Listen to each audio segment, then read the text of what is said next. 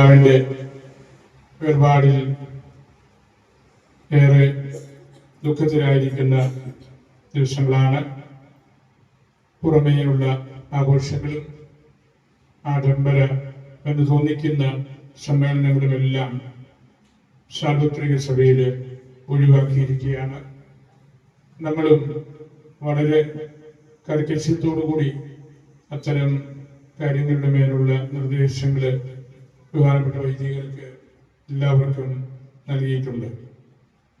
ഇവിടെ നമ്മൾ തീർത്ഥാടകരായിട്ട് എത്തുമ്പോഴും നമ്മളുടെ ആചാരാനുഷ്ഠാനങ്ങളിലേക്ക് പ്രവേശിക്കുമ്പോഴുമൊക്കെ നമ്മുടെ ഹൃദയത്തിൽ പറന്നു പോകാതെ നമ്മൾ കാത്ത് സൂക്ഷിക്കേണ്ട വലിയൊരു കാര്യമാണ് പരിശുദ്ധപിതാവിൻ്റെ വേർപാട്. ലോകം മുഴുവൻ പിതാവിൻ്റെ മരണത്തിൽ ദുഃഖിക്കുകയായിരുന്നു. ഇന്നലെ സംസ്കാര ശുശ്രൂഷകളിലൊക്കെ നമ്മൾ കണ്ടതാണ്. ലോകത്തിലെ രാഷ്ട്ര തലവന്മാരും അവരുടെ പ്രതിനിധികളുമെല്ലാം സഭയുടെ തലവന്മാർക്ക് പുറമെ എത്തിക്കാനിൽ സമ്മേളിച്ച അവസരമാണ്.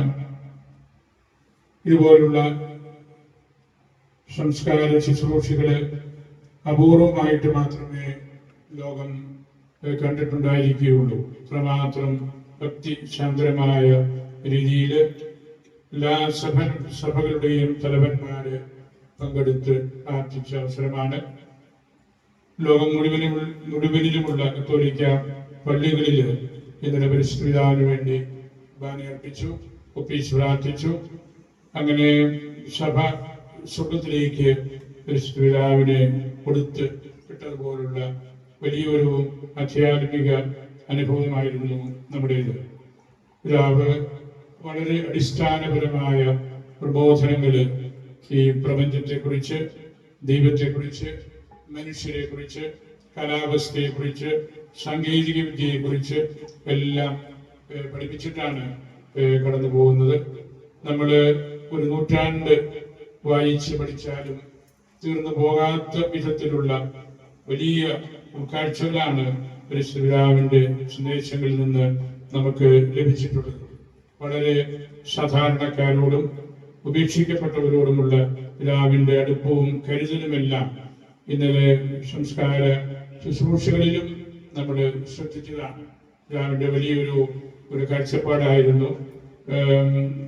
സ്വന്തം നാട്ടിൽ നിന്ന് ഉപേക്ഷിക്കപ്പെട്ട് മറ്റു രാജ്യങ്ങളിലേക്ക്, റോമിലാണെങ്കിലും റോമിന്റെ ബീച്ചുകളിലൊക്കെ ധാരാളം പേര്, പ്രത്യേകിച്ച് പരിശുദ്ധ പിതാവിന്റെ ലിബറലായിട്ടുള്ള കാഴ്ചപ്പാട് വഴി കിടപ്പാടമില്ലാതെ ധാരാളം പേര് വറ്റിക്കാന്റെ പരിസരത്തും സെന്റ് പീറ്റേഴ്സിന്റെ പരിസരത്തും എല്ലാം എപ്പോഴുമുണ്ട്.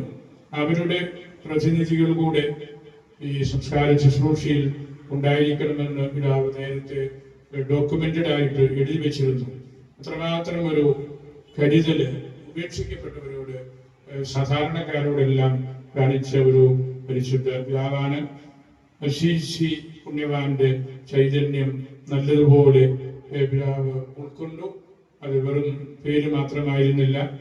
രണ്ടാം ക്രിസ്തു എന്ന് അറിയപ്പെട്ട അശീശിയുടെ ചൈതന്യം ഇത്ര ആഴമായിട്ട് സ്വീകരിച്ച പരിശുദ്ധ പിതാവ് മൂന്നാം ക്രിസ്തു എന്ന് വരുംകാലം പിതാവിനെ വിശേഷിപ്പിക്കും എന്നാണ് എൻ്റെ ഉത്തമമായ ബോധ്യം. അത്രമാത്രം ഈശോയുടെ സുവിശേഷം ജീവിതത്തിൽ കൊണ്ടു നടന്ന വ്യക്തിയാണ്. നമ്മളോട് സർവ്വമലബാർ സഭയോട്, അതിന്റെ പിതാക്കന്മാരോട്, അതിലെ വിശ്വാസികളോടെല്ലാം പരിശുദ്ധ പിതാവ് വളരെയേറെ അടുപ്പവും പരിചയവും എല്ലാം പുലർത്തിയിരുന്നു. വ്യക്തിപരമായിട്ട് പിതാവിനോട് ബന്ധപ്പെടാനായിട്ട് വളരെ എളുപ്പമായിരുന്നു. ഫോർമാലിറ്റീസ് ഒന്നുമില്ലാതെ നമ്മുടെ കാര്യങ്ങൾ നമ്മുടെ വീട്ടിലിരുന്ന് പറയുന്നത് പോലെ എളുപ്പത്തിൽ നമുക്ക് പറയാൻ സാധിക്കുന്ന, നമ്മുടെ നേരെ നോക്കിയിരുന്ന് കൗതുകത്തോടെ നമ്മളെ സ്വീകരിക്കുന്ന പരിശുദ്ധ പിതാവായിരുന്നു. നമുക്ക് എന്നും നമ്മളുടെ വിശ്വാസത്തിന്റെ ആഴങ്ങളിലേക്ക് ഇറങ്ങി ചെല്ലാനായിട്ട് പിതാവ് നൽകിയ ആ മാതൃകകൾ നമ്മുടെ ഹൃദയത്തിൽ നമ്മൾ കാത്ത് സൂക്ഷിക്കേണ്ടതുണ്ട്. നമ്മൾ ഈസ്റ്റർ കഴിഞ്ഞിട്ട് ഒരാഴ്ചയാകുന്നതേ ഉള്ളൂ. ഈസ്റ്ററിന്റെ സന്ദേശം തന്നെയാണ് പൊതുഞായറിലും എന്ന് നമുക്ക് അറിയാം. ഈസ്റ്റർ ലോകമെമ്പാടും സന്തോഷത്തിൻ്റെയും ഉണർവിൻ്റെയും സ്നേഹത്തിൻ്റെയും ഒക്കെ ഒരു സന്ദേശമാണ് നൽകുന്നത്. അതിൻ്റെ അടിസ്ഥാനപരമായ കാര്യം ഉത്ഥാനം ചെയ്ത ഈശോയുടെ ആ വ്യക്തിത്വം ശിഷ്യന്മാര് ഉൾക്കൊള്ളണം എന്നതായിരുന്നു. അതിനുവേണ്ടി ഈശോ ഉച്ചിതനായതിനു ശേഷവും പലതവണ ശിഷ്യന്മാർക്ക് പ്രത്യക്ഷപ്പെടുന്നതിൻ്റെ ആ യാഥാർത്ഥ്യമാണ് ഇന്ന് നമ്മുടെ വിശേഷപരിയായിട്ട് തോമാസ് ശ്ലീഹായുടെ പേരിൽ നമ്മൾ ഓർക്കുന്നതും ആചരിക്കുന്നതും എല്ലാം. തോമാസ് ശ്ലീഹ നമ്മളുടെ സ്വന്തം ശ്ലീഹയാണ്, നമ്മുടെ സഭയുടെ കാരണക്കാരനാണ്. ഈ വലിയ പാരമ്പര്യത്തിൻ്റെ ഉടമ ആണ്. അതുകൊണ്ട് പുതുഞായറില് ശിഷ്യന്മാരോടൊത്ത് തോമാ നിൽക്കുമ്പോൾ തോമായ്ക്ക് വലിയൊരു പ്രാധാന്യമുണ്ട്. ചില പണ്ഡിതന്മാര് പറഞ്ഞിട്ടുണ്ട്, ഈസ്റ്റർ ദിവസം ഈശോയ്ക്കാണ് പ്രാധാന്യം എങ്കിൽ പുതുഞായറില് തോമായ്ക്കാണ് പ്രാധാന്യമെന്ന്. നമ്മൾ അതേപടി അത് ഉൾക്കൊണ്ടില്ലെങ്കിലും അതിൻ്റെ ഒരു അർത്ഥം നമുക്ക് മനസ്സിലാക്കാവുന്നതേ ഉള്ളൂ. തോമാ ശ്ലീഹായ്ക്ക് ഉത്ഥാനത്തിലുള്ള ആ ഒരു വിശ്വാസം ആടപ്പെടുന്നതിന് വേണ്ടിയുള്ള ഒരു പ്രത്യക്ഷപ്പെടലാണ് പ്രധാനമായിട്ടും ഇന്ന് യോഹന്നാന്റെ സുവിശേഷത്തിൽ നമ്മൾ വായിച്ചത്. ഈസ്റ്റർ ഞായറാഴ്ച ദിയസ് ഡോമിനി എന്നാണ് അറിയപ്പെടുന്നത്. കർത്താവിന്റെ ദിവസം ഞായറാഴ്ച ആചരണത്തിന്റെ പ്രാധാന്യം, ഞായറാഴ്ചയുടെ അർത്ഥം, ഞായറാഴ്ച കാത്തു സൂക്ഷിക്കുന്ന ആ വലിയ സന്ദേശം, അതെല്ലാം ഈശോയുടെ ഉത്ഥാനത്തിൻ്റെതാണ്. ദിയസ് ഡോമിനി, നാഥന്റെ ദിവസം, ദ ലോർഡ്സ് ഡേ, ഞായറാഴ്ച എന്ന് തിരുസഭ അധികാലം മുതൽ അതിനെ കാണുകയും മനസ്സിലാക്കുകയും എല്ലാം ചെയ്തു പോരുന്നു.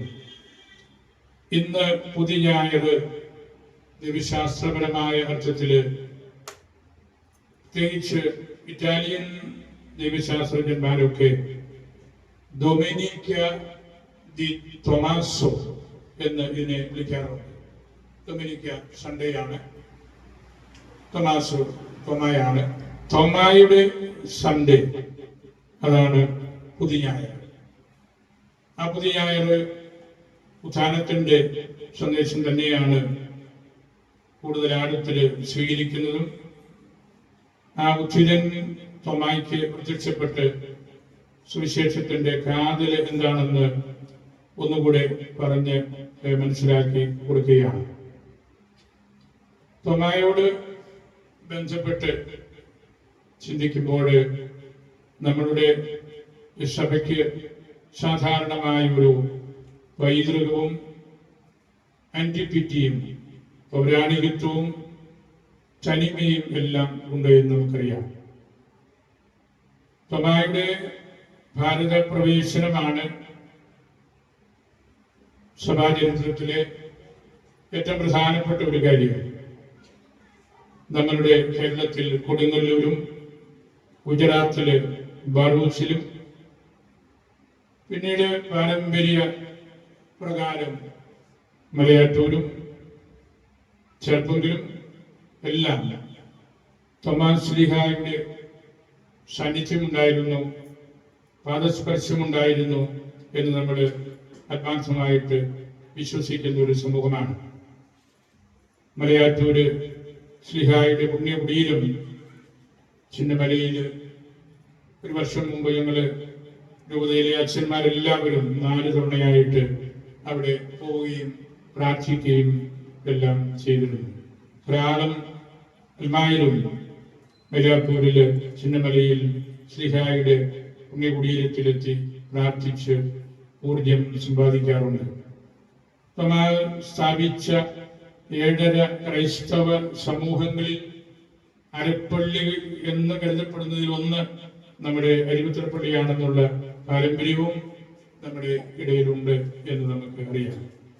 അങ്ങനെ ശ്രീഹായോട് ഏറെ ബന്ധപ്പെട്ട് നിൽക്കുന്ന ഒരു വലിയ പൗരാണിക പ്രാധാന്യമുള്ള സഭ സൂറോ-മലബാർ സഭ, സെന്റ് തോമസ് ക്രിസ്ത്യൻസ് എന്നറിയപ്പെടുന്ന ഈ സഭ ക്രൈസ്തവ സമൂഹത്തിലെ തന്നെ ഏറ്റവും മുൻപന്തിയിൽ നിൽക്കുന്ന ഒരു സഭയാണ്, ഒരു വ്യക്തിസഭയാണ്, ഒരു ശ്ലൈഹിക സഭയാണ്, മേജറാർക്കി പദവിയുള്ള സഭയാണ്. ലോകം മുഴുവനും തോമാസ് ശ്ലീഹായുടെ മക്കള് ഈ സഭയുടെ അംഗങ്ങളായിട്ടുള്ളവര് ഉണ്ടെന്നും നമുക്കറിയാം. തോമാസ് ശ്ലീഹായുടെ സാന്നിധ്യം സുവിശേഷത്തില് വളരെ പ്രധാനപ്പെട്ട രീതിയിലാണ് യോഹന്നാൻ സുവിശേഷകൻ രേഖപ്പെടുത്തിയിരിക്കുന്നത്. നമുക്കും അവനോടുകൂടെ പോയി മരിക്കാം എന്ന് പറഞ്ഞ ശ്ലീഹായാണ് അദ്ദേഹം. മറ്റു ശിഷ്യന്മാര് പേടിച്ച് മിണ്ടാതിരുന്നപ്പോൾ ഈശോ എങ്ങോട്ടും ഇറങ്ങിപ്പോകരുത്, ഒരു കല്ലെറിയാനിരിക്കുകയാണ്, നിന്നെ കൊല്ലും എന്നൊക്കെ പറഞ്ഞപ്പോഴാണല്ലോ തോമ അപ്രകാരം പറഞ്ഞത്.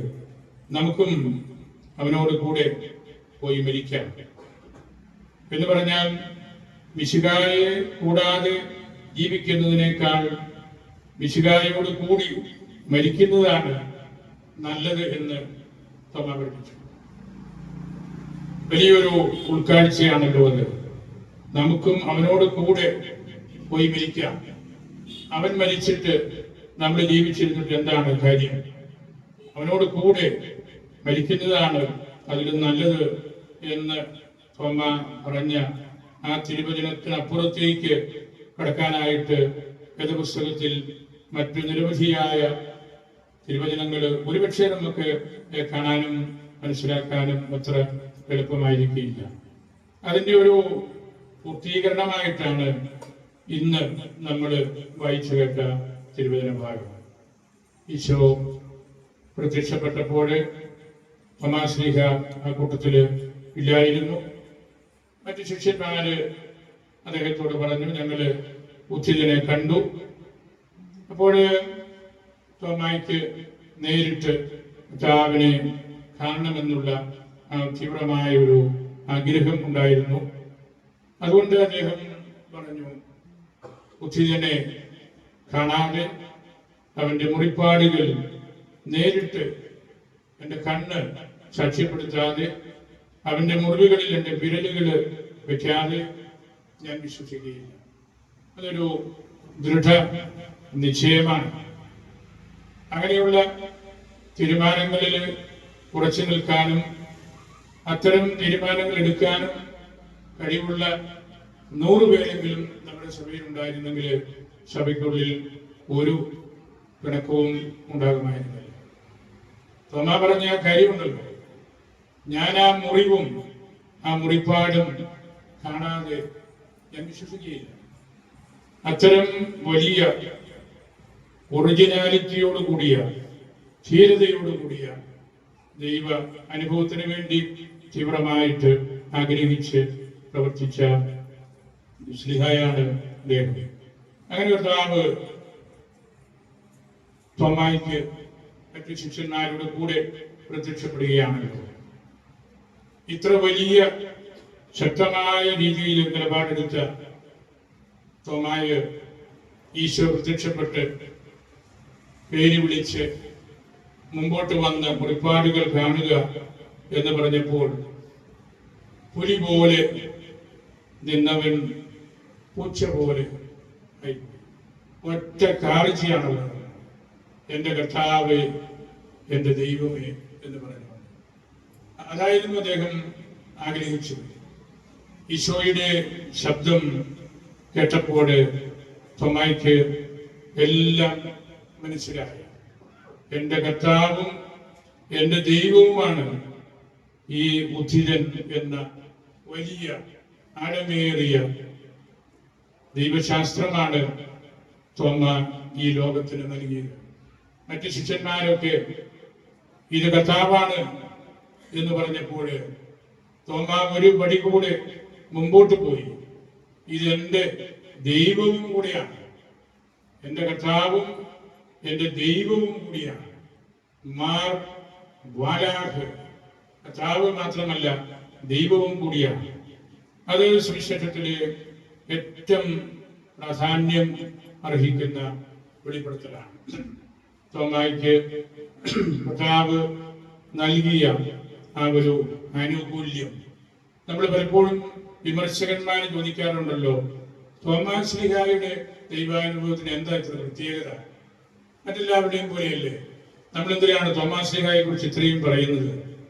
അദ്ദേഹത്തിന്റെ പ്രത്യേകത ഇതാണ്, നമുക്കും അവനോട് കൂടെ പോയി മരിക്കാം, അവനില്ലാതെ ജീവിച്ചിട്ട് കാര്യമില്ല എന്ന് പറഞ്ഞവനും, അവൻ കർത്താവ് മാത്രമല്ല ദൈവവും കൂടിയാണ് എന്ന് പറഞ്ഞ് കണ്ട് അനുഭവിച്ചവനും കൂടിയാണ്.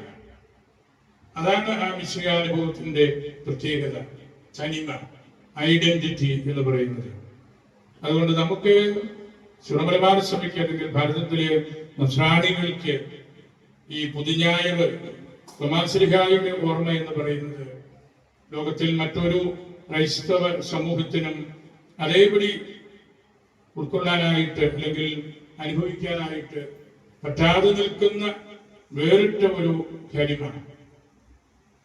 ഉദ്ധിതന്റെ അടുക്കൽ നിന്നപ്പോൾ മറിയം മഗ്ദലനയോട് ഉദ്ധിതനായ ഈശോ പറഞ്ഞല്ലോ, ഡോണ്ട് ടച്ച് മീ, എന്നെ തൊട്ടുപോകരുത്.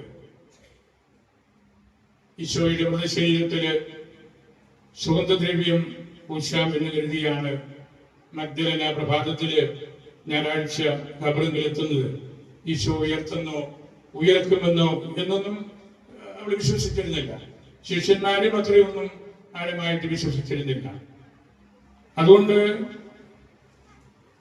ഈശോ മറിയം എന്ന് പേര് വിളിച്ചപ്പോൾ മറിയം റബോനി എന്ന് തിരിച്ച് ഈശോയെ വിളിച്ചു. ആ രണ്ട് ശബ്ദങ്ങള്, രണ്ട് പേരുകള്, അതാണ് ഉത്ഥാനത്തിന്റെ അടിസ്ഥാനമായിട്ട് സുവിശേഷകൻ രേഖപ്പെടുത്തിയിരിക്കുന്നത്. നമുക്കറിയാം, മറിയം എന്നുള്ള ഈശോയുടെ വിളിയിലും റബോനി എന്നുള്ള മറിയത്തിന്റെ പ്രത്യുത്തരത്തിലും ആ രണ്ട് വാക്കുകളിൽ ലോകത്തിന്റെ അവസാനം വരെയുള്ള ഈ ആഴമായ വിശ്വാസം കൂട്ടി കലർത്തിയിരിക്കുകയാണ്. ഉദ്ധിതനായി എന്ന് കണ്ടപ്പോൾ ഈശോയുടെ പക്കലേക്ക് ഓടി എത്താൻ മറിയം പരിശ്രമിച്ചിരുന്നു സ്വാഭാവികമായിട്ടും. അപ്പോഴാണ് ഈശോ പറഞ്ഞത്, ഡോണ്ട് ടച്ച് മീ, നീ മറ്റൊരു തലത്തിലേക്ക് ഉയരേണ്ടതായിട്ടുണ്ട്.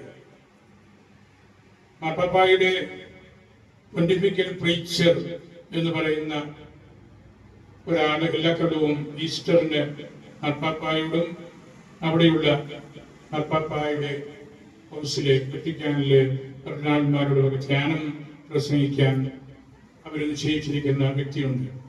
അദ്ദേഹം ഈ കൊല്ലം ഈ സുവിശേഷം വ്യാഖ്യാനിച്ച് പറഞ്ഞത് പ്രകാരമാണ്, ഡോണ്ട് ടച്ച് മീ എന്ന് ഈശോ പറഞ്ഞതിന്റെ അർത്ഥം കുറച്ചുകൂടെ കാര്യഗൗരവത്തോടെ ചിന്തിക്കണം, ഈ യാഥാർത്ഥ്യം ഉൾക്കൊള്ളണം, കുട്ടികളെ പോലെ പെരുമാറരുത്. എന്നിട്ട് അദ്ദേഹം പറഞ്ഞു, അമ്മ വീട്ടിൽ പോയി താമസിക്കണമെന്നുള്ള ആ ചിന്ത വെടിഞ്ഞ് അപ്പന്റെ വീട്ടിൽ താമസിക്കണമെന്നുള്ള ആ ഒരു നിലപാടിലേക്ക് നീ വരണം എന്ന്. അമ്മ വീട്ടിൽ ചെല്ലുമ്പോൾ വലിയ സ്നേഹമാണല്ലോ, വല്യപ്പനും വല്യമ്മയും എല്ലാം കൊച്ചുങ്ങളെ നിലത്ത് നിർത്തുകയില്ല. ടച്ചിങ് അതാണ്. കുട്ടികളെപ്പോഴും അവരുടെ കൂട്ടത്തിലാണ്, അവരുടെ കരങ്ങളിലാണ്, അവരുടെ സന്തോഷം അതാണ്. ഉത്ഥാനം എന്ന രഹസ്യം അങ്ങനെ ഒരു കുട്ടിക്കളിയായിട്ട് എടുക്കരുത്. അമ്മ വീട്ടിൽ പോയി താമസിക്കുന്ന ആ ഒരു എളുപ്പത്തിൽ അല്ല അതിനെ കാണേണ്ടത്. അപ്പന്റെ വീട്ടിൽ താമസിച്ച് നല്ല ശാസനയും തല്ലും ഒക്കെ മേടിച്ചെടുക്കുന്നത് പോലെ ജീവിക്കണം. അപ്പോഴാണ് കരുത്തുള്ള വ്യക്തിത്വങ്ങളായിട്ട് നമുക്ക് മാറാനായിട്ട് സാധിക്കുന്നത്. ഈശോ തന്നെയും 12-ാം വയസ്സിൽ പറഞ്ഞിരുന്നല്ലോ, ഞാൻ എൻ്റെ പിതാവിൻ്റെ കാര്യത്തിൽ കൂടുതൽ ശ്രദ്ധിക്കാം. യേശുവിനാണ് പറഞ്ഞത്. പിന്നെ യേശുവിനെ കണ്ടിട്ടില്ല. ഈശോ പറഞ്ഞ ആ വാക്യം Joseph disappears from the gospels. ഈശോയുടെ കാര്യം പറഞ്ഞല്ലോ, എനിക്ക് എൻ്റെ പിതാവിൻ്റെ കാര്യത്തിൽ കൂടുതൽ ശ്രദ്ധിക്കണം. അവിടെ ജോസഫ് എന്ന ദൗത്യം പൂർത്തീകരിക്കപ്പെട്ട് അദ്ദേഹം സുവിശേഷത്തിൽ പിന്നീട് പ്രത്യക്ഷപ്പെടുന്നില്ല. അതുതന്നെയാണ് ഉത്ഥാന ദിവസവും ഈശോ നൽകുന്ന വലിയ സന്ദേശം. ഇതിൻ്റെ ഗൗരവം മറിയത്തെ മാറ്റി നിർത്തുകയോ ഇഷ്ടപ്പെടാത്ത രീതിയിൽ സംസാരിക്കുകയല്ലോ ചെയ്തത്. മറിയത്തിനെ ഒന്ന് റീഡിറക്റ്റ് ചെയ്യുകയാണ് ചെയ്തത്. ഈ ലോകത്തിൽ ജീവിച്ചപ്പോൾ എന്നെ കണ്ടതുപോലെയല്ല ഇനി നീ എന്നെ കാണേണ്ടത്. അതൊരു പുത്തൻ ഓറിയന്റേഷൻ കൊടുക്കുകയാണ്. തോമാസ് ശ്ലീഹായുടെ കാര്യത്തിൽ വന്നപ്പോൾ നേരെ വിപരീതമായിട്ടാണ് ഈശോ പറഞ്ഞത്. You come and touch me. നീ പുറത്തുകൂടെ നടന്ന് എന്നെ കണ്ടില്ല എന്ന് കോപവാക്യങ്ങൾ പറഞ്ഞു നടക്കാതെ, you come, you touch me. എന്റെ മുമ്പിൽ വന്ന് എന്നെ കണ്ട് എന്നെ തൊട്ട് നീ മനസ്സിലാക്കുക. തോമായ്ക്ക് ഈശോയുടെ മുറിവുകളിൽ തൊടേണ്ടി വന്നു എന്ന് നമ്മൾ കരുതേണ്ടതില്ല. ഈശോ പ്രത്യക്ഷപ്പെട്ട് ആ തിരുവചനങ്ങൾ ഉരുവിട്ടപ്പോൾ എല്ലാം മനസ്സിലാക്കുക. എത്യോപ്യൻ സഭയിലൊക്കെ ഒരു പാരമ്പര്യമുണ്ട്. തോമ ഇരട്ട പിറന്നവനാണ്, ഈശോയ്ക്ക് ഇരട്ട പിറന്നവനാണ് എന്നാണ് പാരമ്പര്യം. ഈശോയുടെ മുഖം പോലെയാണ് തോമായുടെ മുഖവും ഇരുന്നത്. അതുകൊണ്ട് ഇരട്ട പിറന്നവൻ, പെട്ട എന്നൊക്കെ നമ്മൾ സാധാരണ മലയാളത്തിൽ പറയും. രണ്ട് കുട്ടികൾ ഒരുപോലെ ഇരിക്കുന്നു, ഇരട്ട പിറന്നവനാണ്, തിരിച്ചറിയാൻ പറ്റുകയില്ല. വേദശാസ്ത്രങ്ങൾ പറയാറുണ്ട്, യുദാസ് പറഞ്ഞ കാര്യം, ഞാൻ ഒരുവനെ ചുംബിക്കും, അവനെ പിടിച്ചുകൊള്ളണം, അല്ലെങ്കിൽ മാറി തോമായി പിടിച്ചു തിരിക്കും. രാത്രിയാണ് സമയം, വലിയ പരിചയമൊന്നും ആരും തമ്മിലില്ല. വഴിയിലൊക്കെ വെച്ച് ഈശോയെ കണ്ടിട്ടുണ്ടെന്നൊക്കെ ഉള്ളതേ ഉള്ളൂ. ശിഷ്യന്മാർക്കും അങ്ങനെ പരിചയമില്ല. ഞാൻ ആരെ ചുംബിക്കുന്നുവോ അവനെ പിടിക്കണം, കാരണം എനിക്കറിയാം ഈശോ ആരാണെന്ന്. ഞാൻ അവനെ ചുംബിച്ചുകൊള്ളാം, അപ്പോൾ നിങ്ങൾ കയറി പിടിച്ച് അറസ്റ്റ് ചെയ്യാനായിട്ട് കൊണ്ടുപോകണം. തോമാത്രമാത്രം ഈശോയെ പോലെ ഇരുന്ന ശിഷ്യനാണ്. അതുകൊണ്ടാണ് ഇരട്ട പിറന്നവൻ എന്ന താമ്മ അല്ലെങ്കിൽ തോമ്മ എന്ന വാക്കിന്റെ അർത്ഥം തന്നെ ഇരട്ട പിറന്നവൻ എന്നാണല്ലോ. എത്യോപ്യൻ സഭയുടെ പാരമ്പര്യത്തിൽ അങ്ങനെ വിളിക്കപ്പെട്ടതിന്റെ ഒരു കാരണം തോമായുടെ വിരലുകള് രണ്ടെണ്ണം ചേർന്നിരുന്നു. നടുക്കുള്ള വലതുകൈയിലെ നടുക്കുള്ള വിരലും ചൂണ്ടുവിരലും കൂടെ ഒന്നിച്ചിരുന്നു. അങ്ങനെ ഇരുന്നുകൊണ്ട് നമ്മൾ കളിയാക്കിയൊക്കെ പട്ടയാണ്, ഇരട്ടയാണെന്ന് പറയുന്നത്. ഈശോയുടെ മുറിവിൽ തൊടാനായിട്ട് തോമ മുമ്പോട്ട് വന്നപ്പോൾ ഈ വിരലുകള് അകലുകയും അത് നമ്മളുടെ സാധാരണ കൈകളിലെ വിരലുകൾ പോലെ ആയിത്തീരുകയും ചെയ്തു എന്നാണ് അവിടെയുള്ളൊരു പോപ്പുലർ പാരമ്പര്യം. അപ്പൊ ഞാനിത് പറഞ്ഞത് വളരെ ആഴമായ സാദൃശ്യം രൂപത്തിലും ഭാവത്തിലും അതുപോലെ ദൈവശാസ്ത്രത്തിലും ലോഡ് മാത്രമല്ല ഗോഡ് കൂടെയാണ് ഈ ഉചിതൻ എന്നുള്ള ആ പ്രഖ്യാപനം. അതാണ് ഈ പുതുഞായർ. ഒരു പടി മറ്റ് ശിഷ്യന്മാരെക്കാൾ മുമ്പോട്ട് കയറി ദൈവത്തിന്റെ മനസ്സ് കണ്ടെത്താനും പഠിപ്പിക്കാനും അനുഭവിക്കാനും കഴിഞ്ഞൊരു സ്ത്രീ. അത് അനശ്വരമായ ഒരു കാര്യമാണ്. തോമായെ കർത്താവ് അതിനു വേണ്ടി ഒരുക്കിയതാണ് എന്ന് വേണം നമ്മൾ വിചാരിക്കാനായിട്ട്. മറ്റ് ശിഷ്യന്മാർക്ക് ആർക്കും ലഭിക്കാത്ത വിധത്തിലുള്ള ഒരു ദൈവാനുഭവം തോമായ്ക്കും ഉണ്ടാകണം. കാണാതെ വിശ്വസിച്ചവർ ഭാഗ്യവാന്മാർ നീ കണ്ടതുകൊണ്ട് വിശ്വസിച്ചു. അത് സ്വാഭാവികമായിട്ടുള്ള യോഹന്നാനും പത്രോസും അങ്ങനെയാണല്ലോ. അവര് ഖബറിങ്കിൽ ചെന്നപ്പോൾ ഈശോയെ കണ്ടില്ല. അവര് കണ്ടത് കച്ചയും ചുരുട്ടി വെച്ച ഒരു തുണിയും ഒക്കെയാണ്. അവിടെ എന്താണ് സുവിശേഷകൻ പറഞ്ഞിരിക്കുന്നത്? അവർ വിശ്വസിച്ചു. അവരും കാണാതെ വിശ്വസിച്ചവരാണ്. എന്താണ് അവർ കണ്ടത്? ഒന്നും കണ്ടില്ല. ശൂന്യമായ കല്ലറയാണ്. ഉച്ചിതനെ കണ്ടില്ല. ഈശോയുടെ ശരീരവും കണ്ടില്ല. കണ്ടത് തുണിയാണ്, കച്ചയാണ്. പക്ഷെ അവർ വിശ്വസിച്ചു എന്ന് എഴുതിയിരിക്കുന്നു. അമ്മായി പോലെ തന്നെയാണ്. ഈശോ പറഞ്ഞല്ലോ, കാണാതെ വിശ്വസിച്ചവർ ഭാഗ്യവാൻ എന്ന് പറയുമ്പോൾ തോമ മാത്രമല്ല, മറ്റു ശിഷ്യന്മാരും കാണാതെ വിശ്വസിച്ചവരാണ്. അവര് കേട്ട് വിശ്വസിച്ചവരാണ്. ഇവിടെ കണ്ട് വിശ്വസിക്കാൻ തോമായ്ക്കും മറ്റു സ്ലീഹന്മാർക്കും എല്ലാം വലിയൊരു അവസരം കൂടെ കൊടുക്കുകയായിരുന്നു. വെളിപാടിന്റെ അവസാനം അതാണെന്നാണ് വേദ പണ്ഡിതന്മാര് പറയുന്നത്. ഇതിൽ കൂടുതൽ ഒന്നും പറയാനില്ല. ഉചിതൻ ലോർഡ് ആൻഡ് ഗോഡ് എന്നത് അതിനപ്പുറത്തേക്ക് നമുക്കൊന്നും പറയാനില്ല. അത് നമ്മുടെ ജീവിതത്തിൽ മനസ്സിലാക്കിയാൽ മതി, എന്ത് നടന്നാൽ മതി, ദൈവവിചാരത്തോടു കൂടി ജീവിച്ചാൽ മതി തുടങ്ങിയ പ്രായോഗിക കാര്യങ്ങളാണ് നമുക്കുള്ളത്. നമ്മുടെ പരിശുദ്ധ കുർബാനയും നമ്മുടെ യാമപ്രാർത്ഥനകളും എല്ലാം അതാണ്. തോമാശ്ലീഹായുടെ ദൈവാനുഭവത്തിന്റെ ഭാഗമായിട്ട് നിൽക്കുന്ന വലിയ സാന്ത്വനങ്ങളുള്ള ചിന്തകളും പ്രാർത്ഥനകളും എല്ലാമാണ്. അവിടെ നിന്നാണ് വലിയ സന്യാസ ഭവനങ്ങളും മിണ്ടാമടങ്ങളും എല്ലാം സ്ഥാപിതമായത് എന്ന കാര്യവും നമുക്ക് അറിയാമല്ലോ. അതുകൊണ്ട് ഈ ഞായറാഴ്ച എന്ന് പറയുന്നത് വലിയൊരു ദിവസമാണ്. റോമ സാമ്രാജ്യത്തിന് പുറത്ത് കിടക്കുന്ന രാജ്യമാണ് അന്ന് ഇന്ത്യ. ഇന്നും നമ്മുടെ റോമ സാമ്രാജ്യം പണ്ടത്തെ പോലെ അങ്ങനെ ഇന്നില്ലല്ലോ. റോമ സാമ്രാജ്യത്തിന് പുറത്ത് കിടക്കുന്ന അന്നത്തെ ഏറ്റവും പ്രധാനപ്പെട്ട രാജ്യം ഇന്ത്യയാണ്. അന്ന് ഇന്ത്യ പാകിസ്ഥാനും ബംഗ്ലാദേശും ചൈനയും എല്ലാം ഉൾപ്പെടുന്ന പ്രദേശത്തിനാണ് ഇന്ത്യ എന്ന് പറഞ്ഞിരുന്നത്. അതുകൊണ്ട് റോമാ സാമ്രാജ്യത്തിന് പുറത്തുള്ള എല്ലാ സഭകളുടെയും ശ്ലീഹായ തോമായാണെന്നുള്ള പാരമ്പര്യവും വളരെ വളർന്ന് വലുതായിക്കൊണ്ടിരിക്കുകയാണ്. ചൈനയിലും ബ്രസീലിലും എല്ലാം ഉള്ളവര് തോമായുടെ മക്കൾ എന്ന് അറിയപ്പെടാനാണ് ആഗ്രഹിക്കുന്നത്. അന്നത്തെ ഭാഷയില് ചേറ ഇൻ കൊഞ്ഞിത്ത എന്ന് പറയും. ചേറ ഭൂമിയാണ്. ഇൻ കൊഞ്ഞിത്ത അറിയപ്പെടാത്ത ലോകങ്ങള്. റോമാ സാമ്രാജ്യത്തിന് പുറത്തുള്ള എല്ലാ രാജ്യങ്ങളും അന്ന് ആർക്കും അറിയത്തില്ല. ഈ രാജ്യങ്ങളെ കുറിച്ചോ ഇതിന്റെ പ്രത്യേകതകളെ കുറിച്ചോ ഒന്നും അറിയത്തില്ല. അങ്ങനെ അറിയപ്പെടാതെ കിടക്കുന്ന തെറ ഇൻ കൊഞ്ഞിറ്റയിൽ വന്ന് ഈശോയുടെ സുവിശേഷം പ്രസംഗിച്ച് ഈ പ്രദേശങ്ങളെയെല്ലാം തെറ ഫിർമ ഉറപ്പുള്ള മണ്ണാക്കി വിശ്വാസത്തിൽ മാറ്റിയ ശ്ലീഹായാണ് തോമ.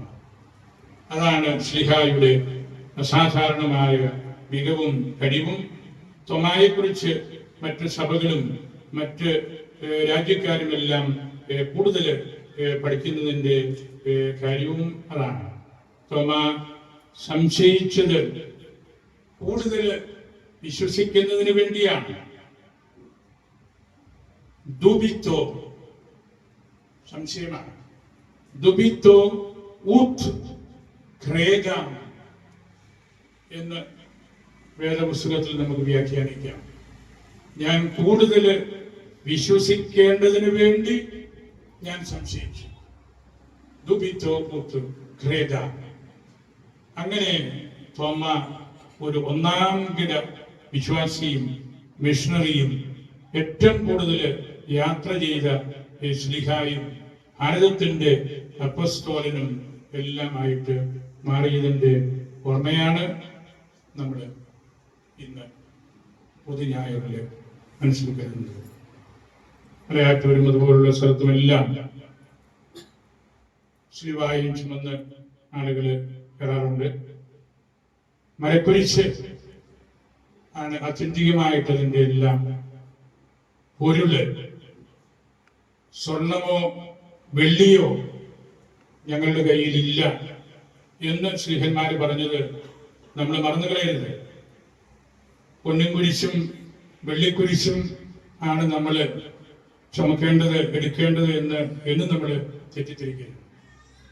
ഈശോ മരിച്ച മരത്തടിക്ക് മാത്രമേ ഈ മരണോത്ഥാനത്തിന്റെ രഹസ്യം ലോകത്തിന് കൈമാറ്റം ചെയ്യാനായിട്ട് സാധിക്കുകയുള്ളൂ. അവിടെ സ്വർണവും വെള്ളിയും എല്ലാം അതിന്റെ മഹത്വം നഷ്ടപ്പെടുത്തുകയാണ്. പൊന്നും കുരിശുമല എന്ന് മലയാളത്തിനെ കുറിച്ചും അതുപോലുള്ള ചില സ്ഥലങ്ങളെ കുറിച്ചുമൊക്കെ പറയാറുള്ളത് പൊന്നുപോലെ കരുതുന്ന ഈ മരത്തടിയെ കുറിച്ചാണ്. പൊന്നുപോലെ കരുതുന്ന മരത്തടിയെ കുറിച്ചാണ്. ഒരു തരി പോലും സ്വർണം ശരീരത്തിൽ ഇല്ലാത്ത പാവപ്പെട്ട കുഞ്ഞുങ്ങളെ നോക്കി അമ്മമാര് പറയുമല്ലോ, ഇതെന്റെ പൊന്നാണ്, ഇതെന്റെ മുത്താണ്. ഒരു തരി പോലും സ്വർണമോ മുത്തോ ഇല്ല, അവർക്ക് വാങ്ങിക്കാനും പറ്റില്ല. അതുകൊണ്ട് കർത്താവിന്റെ ഉത്ഥാനത്തിന്റെ രഹസ്യം, പുതുഞായറിന്റെ പ്രാധാന്യമൊക്കെ നമ്മളിലൂടെ അതിന്റെ കാമ്പ് നഷ്ടപ്പെടുത്തി കളയാതെ നമ്മൾ നോക്കണം.